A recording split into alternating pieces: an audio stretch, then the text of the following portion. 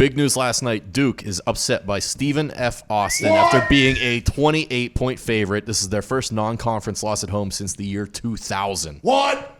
The stone cold Stephen F. Austin boys were down 8 or 7 in the second half, come back and get a big win in overtime with a miraculous layup where the ball leaves his hands milliseconds before the red light goes off. Right there in Cameron in front of the crazies. Coach K loses another big one.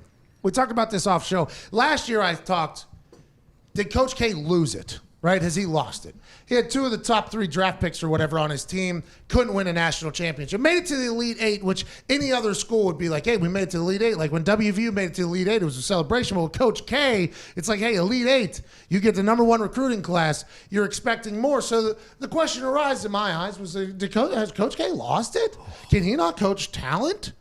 Then this year, here we are early with them losing to stone cold Stephen F. Austin. You have to ask the question, is the one and done evolution of college basketball, which Coach K was always against, now he's given into because of the recruiting classes being so talented, is that what's hurting Duke and what's going to eventually end the Coach K run? Stephen F. Austin, a lot of these smaller schools, they get 4 years with the guys, 3 years with the guys. They can build them up, teach them up. And Coach K only gets 1 year with these guys now, doesn't get a chance to fully them.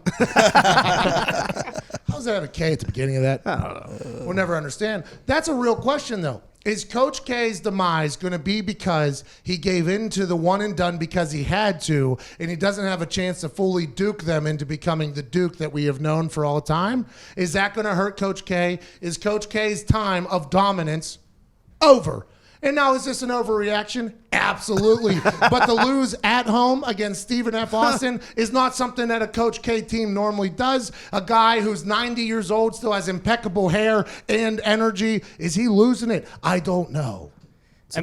Go ahead. Well, it's one of those things where, like, Coach Cal always has it because he says outright, like, hey, listen, we don't know how to play yet. And, he continues I don't teach defense till January. Exactly. Yeah. But Duke gets like 4 of the top 10 recruits. These guys come in, and then none of them knows who the guy is. Like outside of last year, we have Zion. Everyone defers to him, obviously, but it's like they don't know who the guy is supposed to be with 30 seconds left and, like last shot.